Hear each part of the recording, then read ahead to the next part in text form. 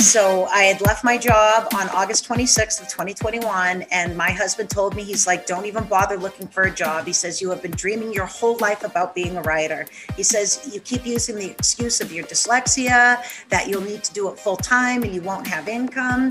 He kicked my ass out the door, Mark.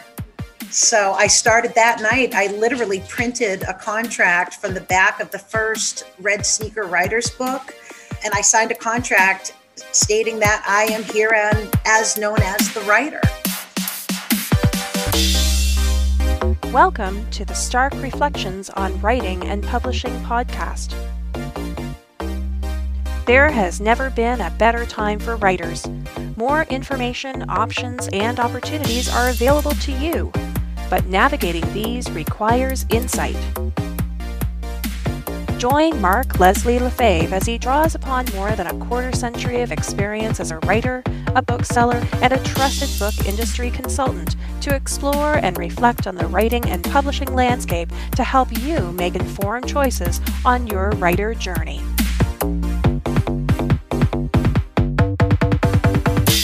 Hello, Reflectives, and welcome to episode 255 of the Stark Reflections podcast. This is your host, Mark Leslie Lefebvre. In today's episode, I have an interview with author Jenny Simard LaBranche. Jenny, who spent from ages 20 to 31 working in the IT field until one of the darkest days of U.S. history, led her to leaving that field and began working as a firefighter and emergency medic until the end of 2014. Now, throughout her life and career, Jenny always let her dyslexia stand in the way of pursuing her dream of becoming a writer. But no longer. And I get to chat with her about that transition, her journey, and so much more. And that's coming up later in this episode. First, let's hear a word about this episode's sponsor.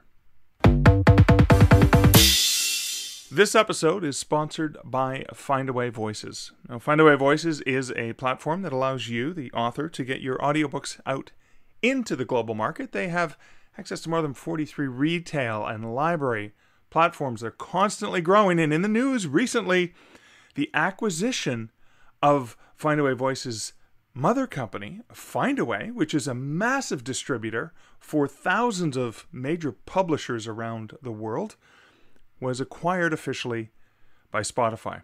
What does this mean to us, the indie author? Well, it's exciting because it means that this small company that was there for authors, that in their DNA is about putting authors first and helping authors find a way to get their audiobooks out into the market, is suddenly backed by a massive company that has major goals related to the audiobook market.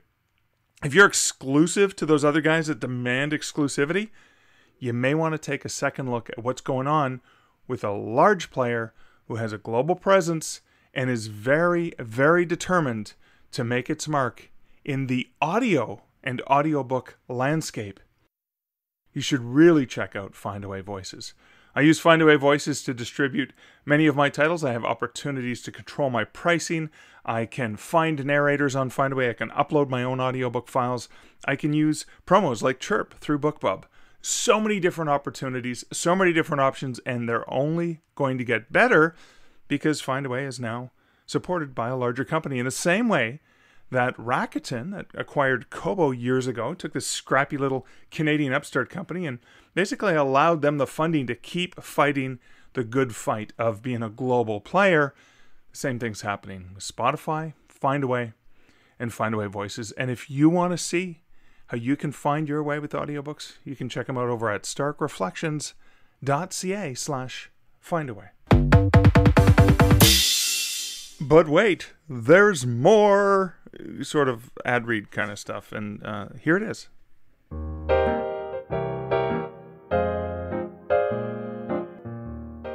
Julie, what do you know about werewolves? Absolutely nothing, Mark. I'm scared of everything. What do you know about romance novels? Well, my mom read a ton of romance when I was a kid, and Fabio was always on the cover, so Fabio must be in every romance novel, right? That's exactly right, yes. Mark, do you know what we should do? I do, yeah. Let's say it at the same time, okay? Okay. 1, 2, 3. Never speak again. Write a book together.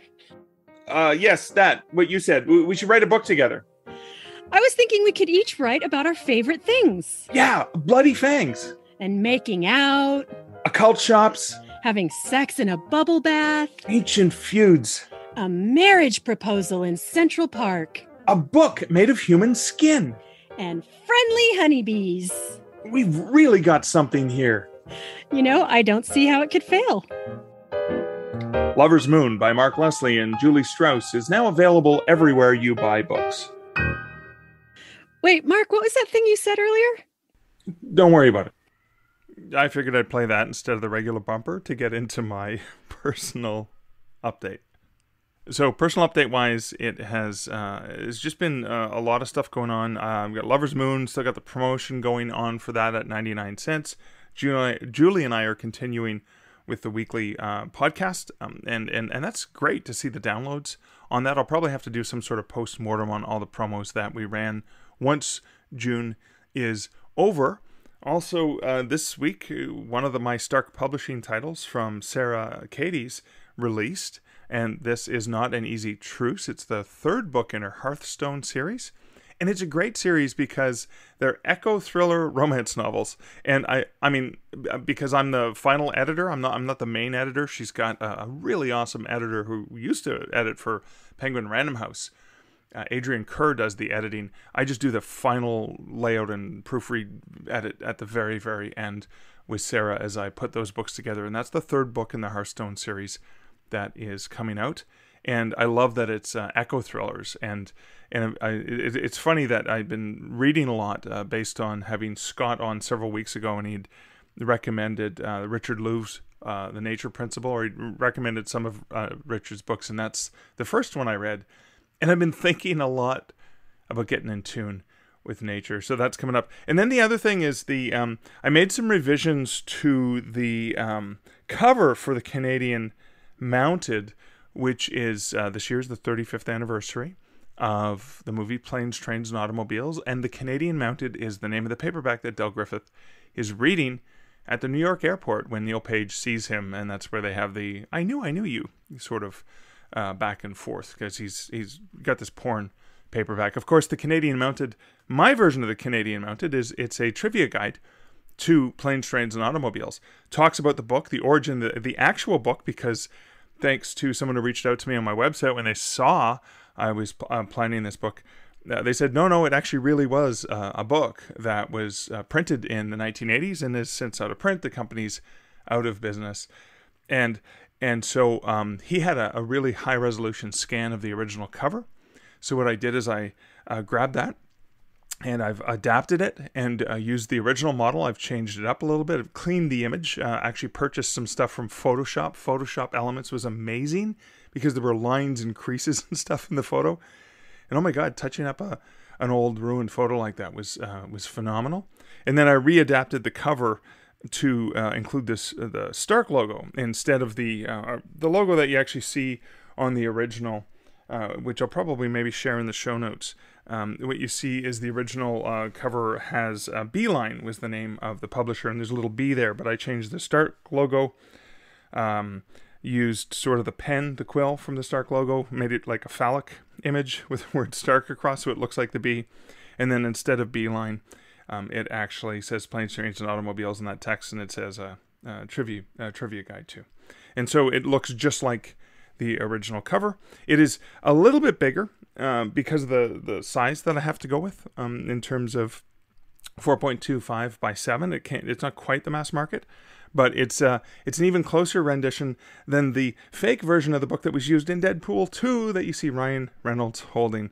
So it's going to be a little closer to the original mass market size, but that's not something I can feasibly do with the money I have in terms of having access to print on demand, as opposed to going and printing 1,000 copies or more to get that mass market size. So Canadian Mounted is coming out in October, and so that's sort of the next thing I'm going to be focusing on. So it's a lot more nonfiction research. I've purchased a number of books, watched a lot of special features, and that's what's going on with my personal update right now. Some of those writing projects that are on the go. I've got some other things on the back burner, but right now that's the hot one.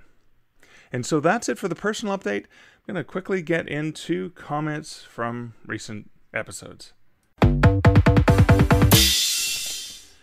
I got this comment on episode 252, Broadening Your Writing Universe with Rona Goffstein. And this came from Amy Tasakata, who said on at starkreflections.ca, the comment for this, she said, catching up on old episodes, and I have to say, this information with Rona was exactly what I needed to hear. I started back on morning pages last week, and it has done wonders for the writing. I had to rewrite my outline again, and hearing her mention the emotional journey I'm taking the characters on really stuck with exactly what I needed to do in the current work in progress. As for morning rituals, Amy says, wake up, write the day to-do list, journal, personal, journal, writing. Brush the cat. She's very demanding about this. I understand that, Amy. Do stretches. Put on the Freedom app, which blocks my most distracting websites, which is very strategic. Make a cup of tea, do some kanji practice, then write for 2 hours. Perhaps a long list, but it's worked so far. Amy, thank you so much, not only for commenting on how that chat with Rona was inspiring to you, that was great to hear, but thank you so much for sharing the morning ritual and how it works for you. I love the fact that it's working for you, and you're working for 2 full hours after going through that. Does the cat come and bother you in the meantime? Because mine often does. Right when I'm in the heat of something, that's when Meredith wants the most attention. She'll even jump up on the desk and demand that I stop typing, and I have to pet her. But anyways, thanks, Amy, so much. If anyone else has any sort of morning rituals that they want to share, you can share it over on episode 252. You can also share the comment on episode 255. In fact, you can share comments on virtually any episode, and I will get notified. And I love to share comments. I love to share stories and background on your writing tips, your writing rituals, anything that this podcast inspires you to think about in your writer and author life. You can also leave comments over at Mark Leslie on. In the Twitter sphere, it's sometimes there's so many things that happen there that I may miss some of the comments, so I don't catch them all, but you can always comment over at starkreflections.ca or even email me, Mark, at markleslie.ca. So again, Amy, thank you so much for the comments. Thank you guys for the ongoing comments, and I do hope to share more of them in future episodes. But that's it for the pre-introductory / matter for this episode. Let's get into the main content, which is this conversation with Jenny Simard LaBranche.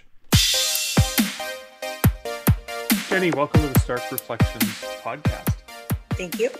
So I am curious to get into your writing and what drew you to wanting to be a writer in the first place. My entire life, I've always dreamed about being a writer, Mark. I grew up, my parents worked in the Hollywood industry, so we grew up on film sets. So I used to always want to make films, and that is what I did start writing at first, was screenplays. Really? However, yeah. But however, by the time I finally started taking that seriously, only after me just taking a handful of classes out in New York for writing and directing classes, 9/11 happened. Oh. So I completely shifted gears, put writing on the side, and wound up becoming a firefighter EMT and spent over 11 years doing that. Wow. Wait. Yeah. So you were in New York when 9/11 happened?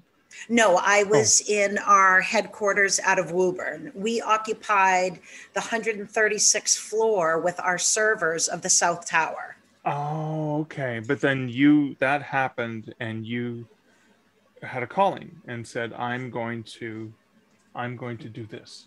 Yes, and I did. It certainly was not something I expected to do at all. Wow. And not only in becoming a firefighter, I had also decided to become an EMT and also worked for a couple of police departments doing emergency dispatching.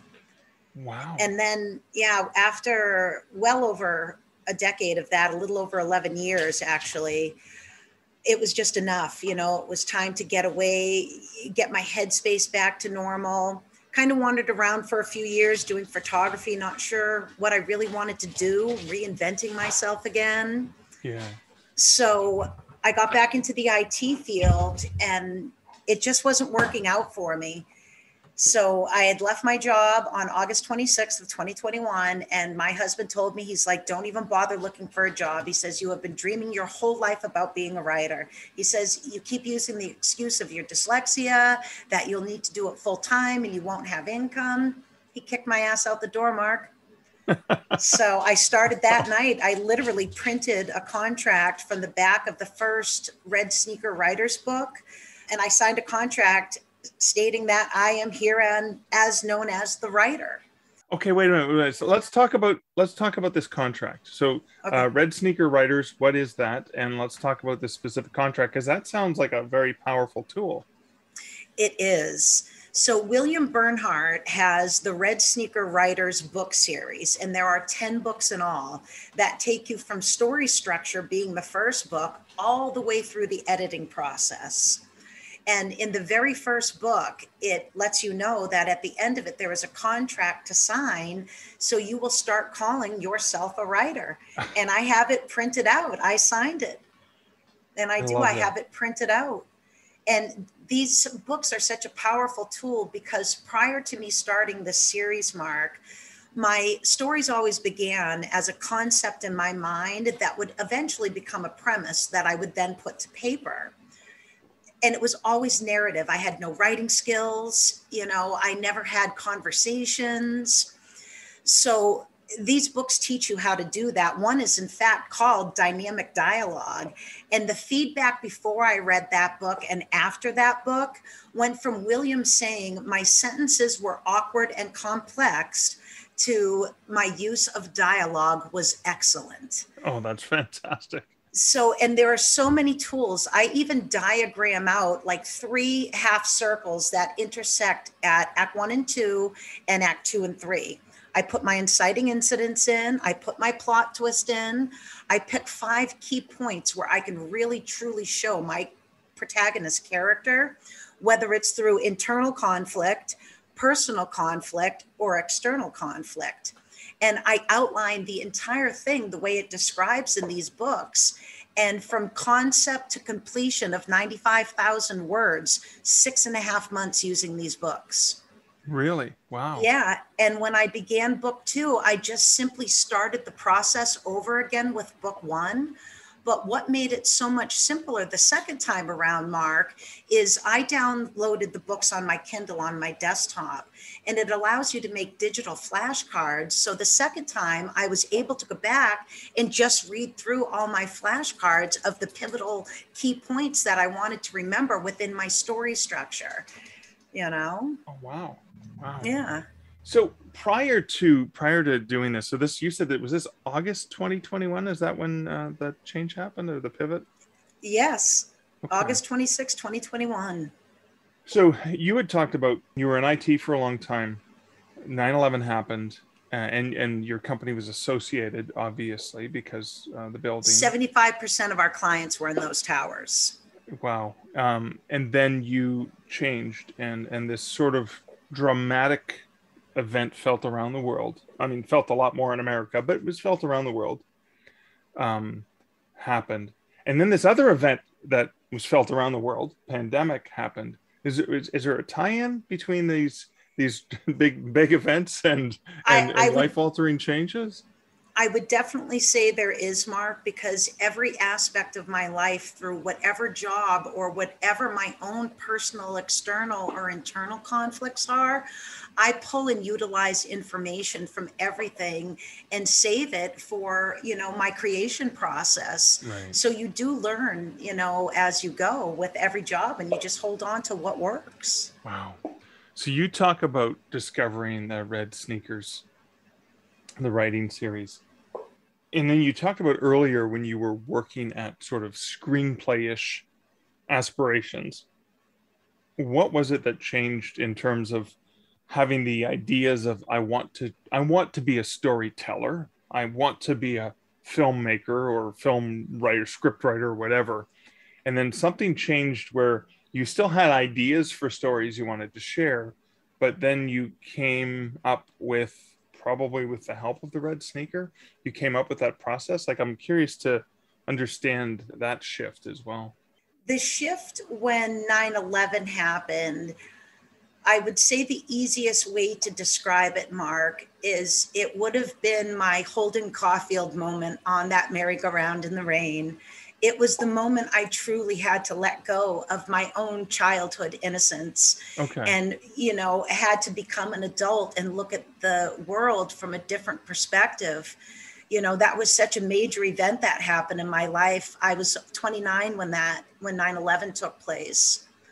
So it really changed who I am and launched me that much more into a mature way of looking at the world.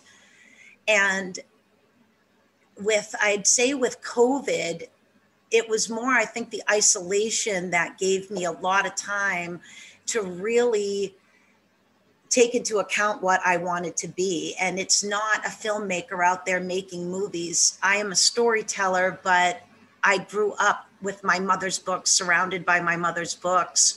And literature is my world. That's where I spend my time, is reading. So books is what I want to create. Now, when you say your mother's books, because you said your folks were in Hollywood, they were in the film industry. Is it your mom's books that she wrote, or she was an avid reader? No, my parents worked for Sun Classic Productions, so they would work on the sets as set crews. My mother was even extras in film. Myself and my big brother and our big sister were extras in films. Oh, cool. Yeah. So, but the books with hers that I started reading probably around the age of 11 is I got into horror with Stephen King. Right. And it's where I got my love of Anne Rice and the Vampire Chronicles. Okay. So I was doing a lot more mature reading at a younger age.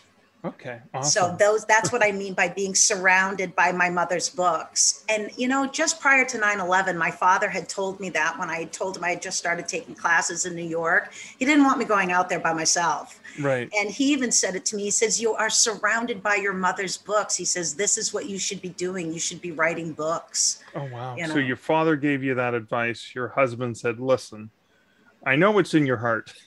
I know what you want to do. Now go do it, damn it. Yes. I love that. So it's great to have such supportive people in your life, isn't it? Yes, it is. And like I said, my passion in reading came from my mom, and she has always told me I have an overactive imagination. So it's about time I put it to good use. Oh, exactly. And so it's William and Red Sneakers. Is William like a mentor, a coach? How does that work? Because you said he'd commented on how your dialogue had improved, for example. William, on his website, it would be williambernhardt.com. There are different packages you can purchase. And the one I did is to have him as my writing coach and my editor. Oh, wow. Okay. Yes. So, and he is such a hands-on writing coach. So if I have questions, if I want to send him pages for review, he's very quick with getting back to you and giving you very detailed information about what you need to look at and correct. So it works out very well. Now you're going to be attending an in-person event with this group. Is this the first one? Yes. I am going on a Red Sneakers writers retreat down to the Ozarks, and these writers retreats are included in the price of having him as my coach and my editor. You get to go hang out with Jason Bateman and all the people in the Ozarks. Wish. Jason Bateman, I was the one person who loved Teen Wolf too. It was actually pretty decent. But no, so the part of this is you get to go on a writer's retreat with William and a bunch of other writers in a pretty not too shabby spot, right? Not at all. And it's going to be hands-on, where we'll be working with him 4 hours a day. And it's where I have chosen to begin the final draft of my first novel, Kingdoms of Shadow and Flame. Well, that is a good segue. So let's talk about the Kingdoms of Shadow and Flame. So where did the idea for this, well, let's talk about what is it about and where did the idea for the book come from? I like the question, where did the idea of the book come from? Because as I said earlier, all my stories would begin as a concept in my mind, then would become a premise. In the Red Sneaker Writers series, book 1, it explains and recommends to start with your protagonist as a metaphor.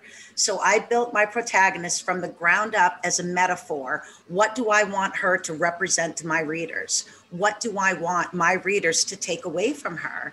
And I just built and expanded on it from there. Oh, wow. Okay. So can you share, what do you want her to represent for your readers? Yes, definitely in the face of any adversity, Reagan, who is my protagonist, she always finds a way to just push on and just believe that there is hope and better people in the world.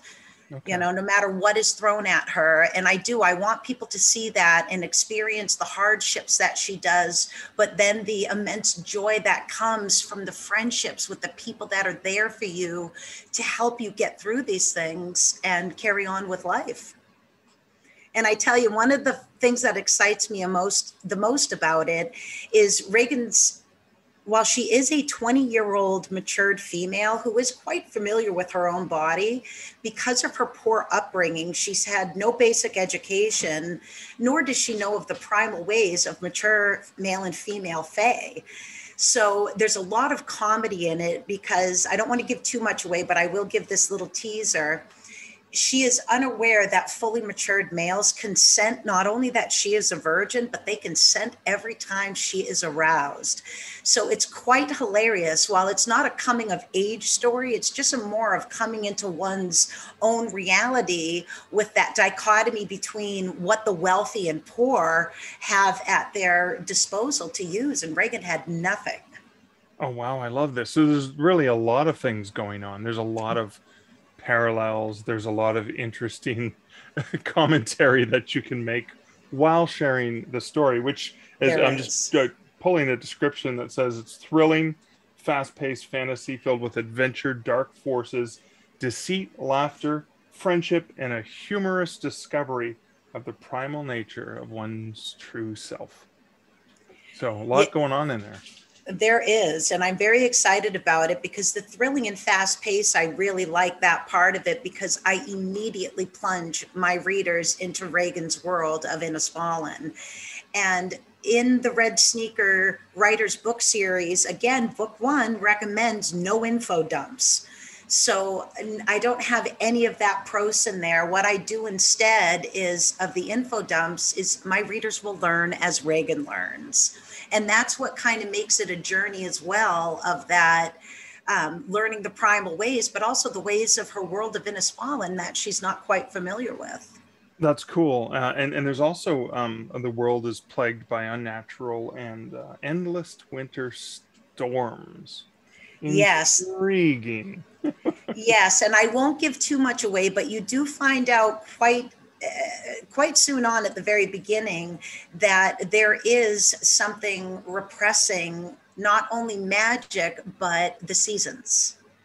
Ooh. Oh, wow. Yes. Okay. So no spring.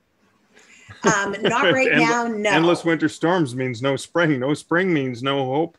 No hope eternal. Yes. And what I've done too, with the way that William Bernhardt in the Red Sneaker Writers book series explains too, with not only building my protagonist as a metaphor, but all my other characters I did as well, Mark. I had printed all over my living room, every door, resumes for all my characters so I could get to know them better.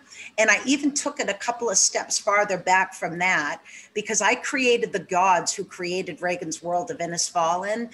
And then I created the demigods, who are them themselves, the ones who created the Fae of Innisfallen. Oh, wow. So there's a lot of great advice to simplify and help you structure on how to, create a proper story, because and even with the editing books, you can't hand a mess into an editor and say, fix this. Right. Yeah.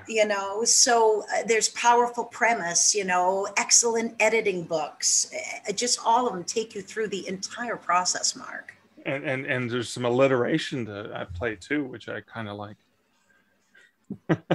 There are. Let's talk about the process. So your husband said, listen, you've wanted to do this. You're going to do this now. This is something you really want to do. You've gone out and found some great resources and support and mentoring and coaching, etc., editorial support.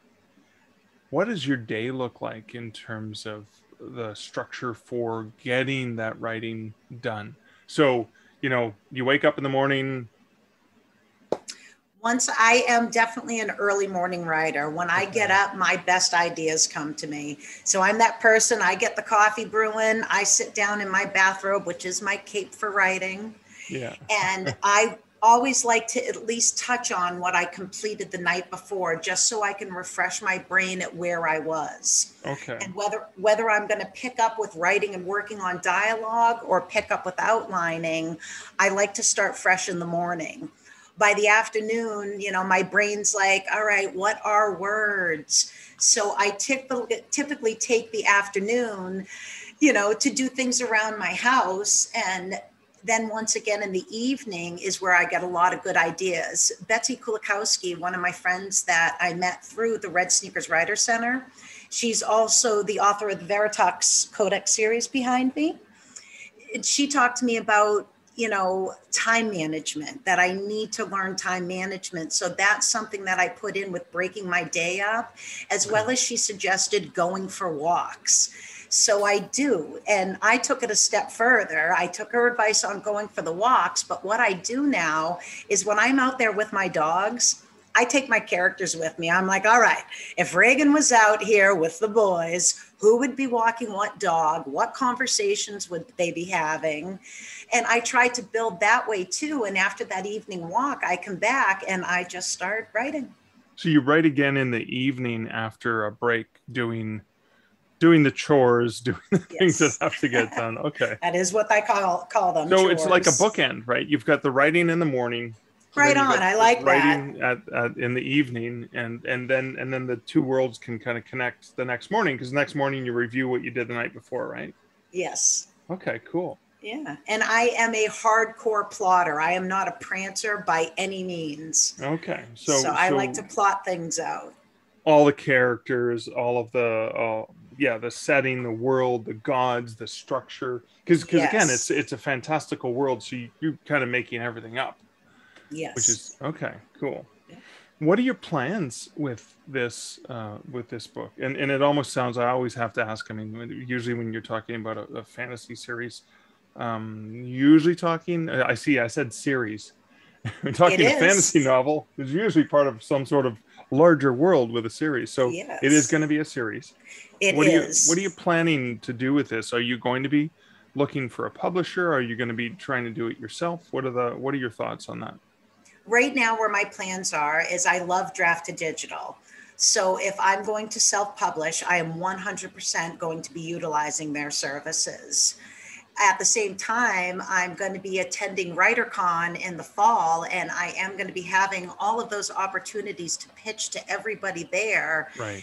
And while I am avoiding the big five out of New York, I don't want anything to do with them. Who would make you avoid Amazon? I am going to be looking for a publisher at the same time, because if that is an opportunity, then, I would love to entertain it. So you're exploring all the options. That's kind of cool. How did you, so you talked about Draft to Digital. I mean, I obviously have very, very close ties to Draft to Digital. Yes, you do. From inside. But how did you find out about Draft to Digital? Through William Bernhardt's website. I was watching all of his podcasts. Okay. And I had watched one that he had done on there with Kevin Tumlinson. So it led me to start researching Draft to Digital. Oh, okay. And immediately, all the information available, one, it's absolutely free to utilize their services. I retain 100% of my intellectual property. And you guys only take 10% for Draft to Digital. I have the option to opt out of Amazon and do that myself. Yeah. But once my novel is ready, I just upload a Word document to your website. You guys put it into the digital format, and then we'll have it published in 120 countries between the 36,000 customers you guys have worldwide. It's amazing. And I love that you guys have now acquired Smashwords, because it literally makes you guys the world's largest repository of indie authors now. Yeah, cool. Yeah. So you found out about Draft to Digital through Red Sneakers. which is yes, kind of I cool. do my homework. Well, I mean, and because William and Drafted Digital reign from the same city, right? The Oklahoma City. I am realizing, is Oklahoma like the Seattle of the book world? Maybe it could be. There are so many, even my friend Betsy Kulikowski, like I said, the author of the Veritas Codex series, she's from Oklahoma. Oh my God, There's this must be the literary hub, a digital so literary many people. hub. Yeah. And that's where Kevin's out of too, isn't he? No, he's in Texas actually, but okay, it's all right, not that far away. Right. Actually, it's not. But no, that is really cool. So you're at what process in this novel you were working on? Draft 2 is complete. Okay. So when I head out in about a week and a half on the writer's retreat, that's where I'll begin the final draft. And when I am down there, I will find out from William how long the beta writing room process is and how long his editing process is, so I can find out what my exact time frame would be for publishing. Okay, cool. Of course, in my mind, I have, I would love for it to be published by even the last Tuesday of December. So it's during my 50th year. Oh, so you want to get that out as sort of a milestone. I would love, but I'm not going to rush it because I am taking my time and I am enjoying the process. That's good. I'm glad you're doing that. Yeah. I want to go back to that very first thing you talked about, which was when you got through the red sneaker, some of the resources, there was a contract you signed. And the contract was more or less what I think of it as is let's shuck off the imposter syndrome. Let's take ownership for what we are doing. And let's get rid of the idea that you're an aspiring author, you're a wannabe writer, whatever. You are a writer. I am a writer. And I have been considering myself a writer and using those words since I signed that contract, August 26, 2021. It hangs right on my wall. That is so powerful because I think what often happens is we have these dreams, we work hard for them, and yet we don't give ourselves the credit of what we've done to get to the point where we are now. Mark, in one of the descriptions I read on the first book, Story Structure, it said, how dare I have the audacity to think I can do what my favorite writers do? And these books help destroy that construct in my mind that I am stupid and I can't, I'm not worth it. I can't do that. I can, awesome. So it's a very powerful tool. It is.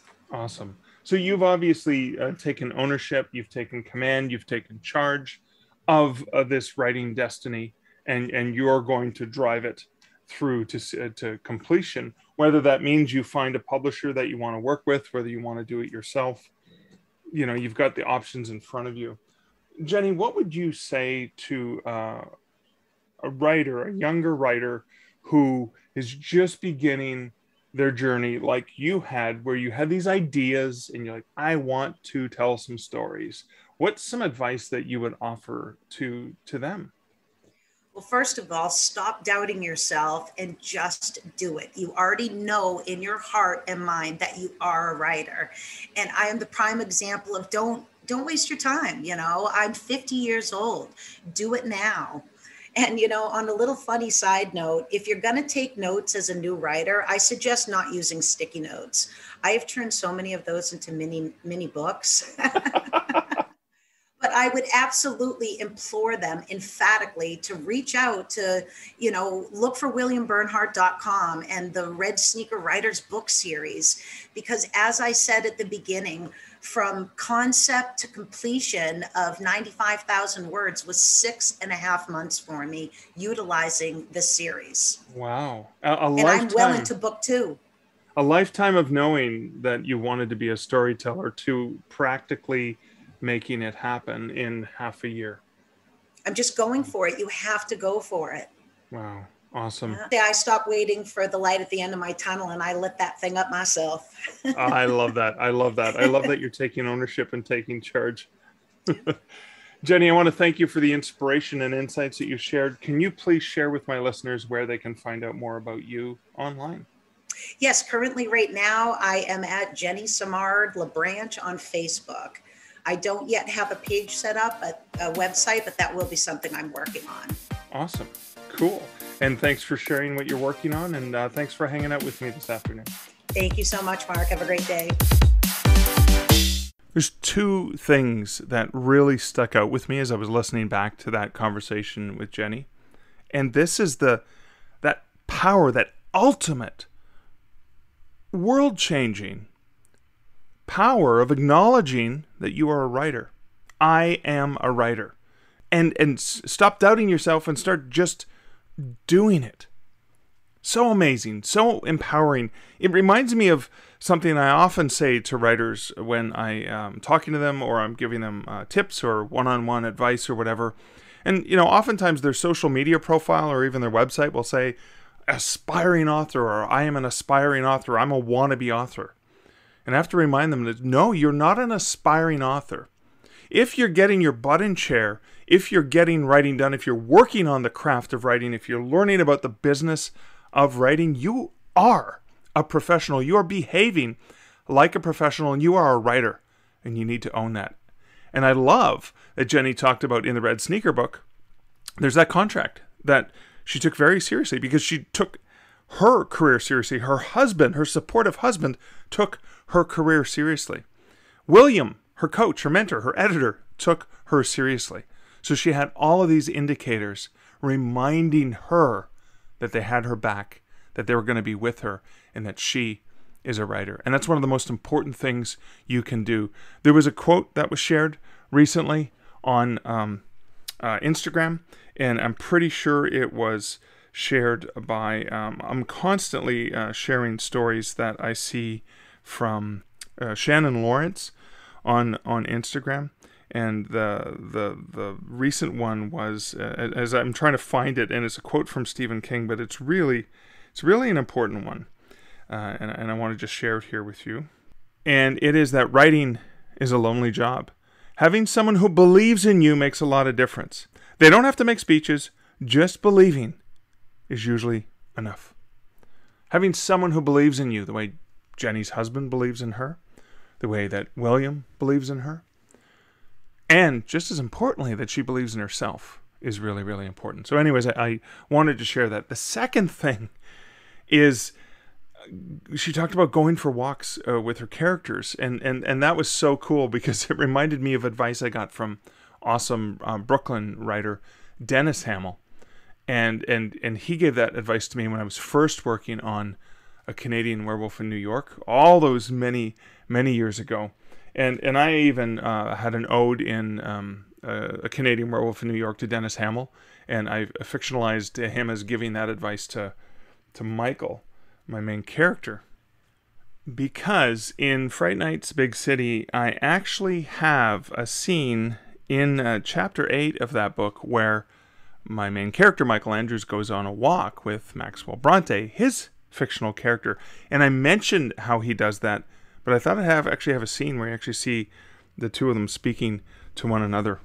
And I'm just going to read a short excerpt just to give you a feel for that. It only took a couple of blocks before Maxwell Bronte's voice materialized in my head. I headed east and turned right onto Fifth Avenue. Bronte's voice came to me just as I was crossing West 42nd with the New York Public Library on my right. "Did I ever tell you," Bronte whispered, "that my mother took me here several times when I was a kid?" "You talked about going to the library with your mom every Saturday morning," I replied. Then I picked up a sharp and harsh judgmental, "he's off his meds" vibe from a woman in a business suit walking parallel to me about a foot away. I decided it was best to reply to Bronte in my head. "You shared that in the first book," I replied to him in my mind. "You went to a branch of the Queen's Public Library. That revelation came about 1/3 of the way into Print of the Predator. It came out in conversation with Trudy, one of your long-time regular customers at the bookstore." "I suppose I did." "You grew up without much. Books were the only entertainment you had, and since your family couldn't afford them, that weekly library trip was deeply meaningful to you." It was, indeed. Every Saturday we'd go to one of the smaller branches of the library where we lived. But every once in a while, maybe it was every 2 or 3 months, my mom would take me into Manhattan, into the big city, to visit this branch of the New York Public Library. I don't believe I ever explained the nature of the intense journey, the epic adventure it was for us to get here from where we lived in Queens. It maybe only took about an hour, It was a walk to the Rego Park transit stop where we'd take a train to Jackson Heights to transfer to another subway that would take us into the city. But to me, it was a grand voyage.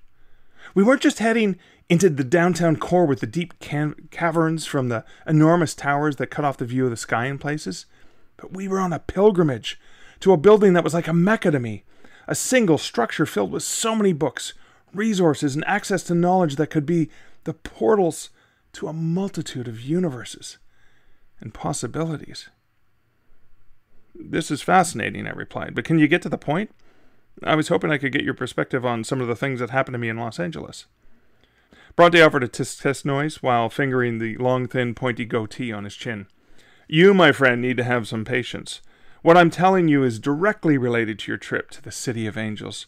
You've always wanting to skip to the end of a good mystery and see how it ends before you even sit down to read a good book. I do not. You do. I've seen you. I pay close attention to the habits of readers. It's my livelihood. You even peek ahead when reading a chapter to see how it's going to end." I shook my head. He nailed it. Of course he did. The guy was born in and lives in my head. He has access to all of that. "Now, can I finish telling you my story so that I can get to the point, as you so bluntly stated?" "Sure. Knock yourself out." Anyways, I read a little bit longer than I was intending to, but the whole point of that, like, that was an exercise with a character, and this for me was an exercise of imagining two of my fictional characters walking together in New York, and the more fictional, the fiction character created by the other fictional character, the interplay between the two of them was meant to display and demonstrate and show the personality and the character of this Maxwell Bronte character. And this is the Maxwell Bronte character who made Michael rich. He is an antiquarian bookseller. Books are his life, and you get a sense for the background of the character. But that's the kind of thing when you're walking with a character that you can do is, they walk by a place and they go, "Hey, have I ever told you about my experience at this location?" And in this particular case, it was obviously the amazingly, gorgeous New York Public Library main location downtown. But I wanted to share just how vivid and how important walking with those characters can be, and listening to what they say about the sights and sound. Maybe even getting into an argument with them just to see where they come from and where they differ from you. Because they do have their own life. They do have their own personas. And even though, Michael Andrews is very, very directly inspired by many of the things about me, there are many of the things about Michael that are not me, and they are his own character. So when Jenny talked about that, walking with her characters, I was like, oh my God, that's such a fun experience. And I realized I haven't done it in a while. I plan on going for a walk with a few of my characters, actually, in nature in the next little while, and I'll probably report back on that. But that's it for my lengthy reflection and short reading for this episode. I hope you enjoyed the conversation with Jenny. I found it very inspiring, and I am going to ask her if she's willing. I know she's attended the Red Sneakers, the writer retreat. I know she's back from it, and I know she did some pitches, but I think it would be a lot more fun to have her come back on in a future episode to let us know how it's going and how many of the other things that she has in the works are going for her. So let me know if you'd love to hear from Jenny in a future episode. And again, rather than just me reporting back on it, maybe it'd be more fun to have her come back and give us a bit of an update. So that's it for this episode. Thank you, dear listeners, so much for listening to the podcast. If you want to support the podcast, you can join the awesome patrons who support this podcast over at patreon.com/starkreflections. They get access to additional content. Just a reminder that there is the last of the 3 June reflective hangouts that are just Zoom chats with myself and my patrons is coming up. I think it's this weekend. I think it's on Sunday, the 26th, when we're actually doing that. So if you're a patron, go check out Patron Feed. I did send a note letting you know what the Zoom link so we can have a chat. I did post to patrons the conversation with Katie Cross and Maddie Dalrymple and Roland Denzel and I. and the four of us, and that was in the audio feed. Probably in the next few days. The next one was just Roland Denzel and I. I'll try and get that up this weekend because that was just a fun conversation between Roland and I, and who knows who's going to be there with me on the third one.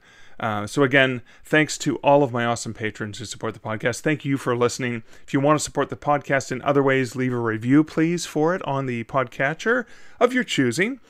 Or, better yet, share it with someone that you think would find value in it. And I do appreciate those shares that I've seen on Instagram and on Twitter and on Facebook about the podcast. It means so much. It really makes my day when I see that something that I had a hand in helping put out there with my awesome guests that I bring on, that was inspiring to you. So here's hoping for more inspiration that you have in your heart and in your life and in your writer journey. And so until next week and next episode, this is Mark Leslie Lefebvre wishing you great writing and good Stark Reflections. Thank you for listening to the Stark Reflections podcast. You can find show notes for each episode at starkreflections.ca.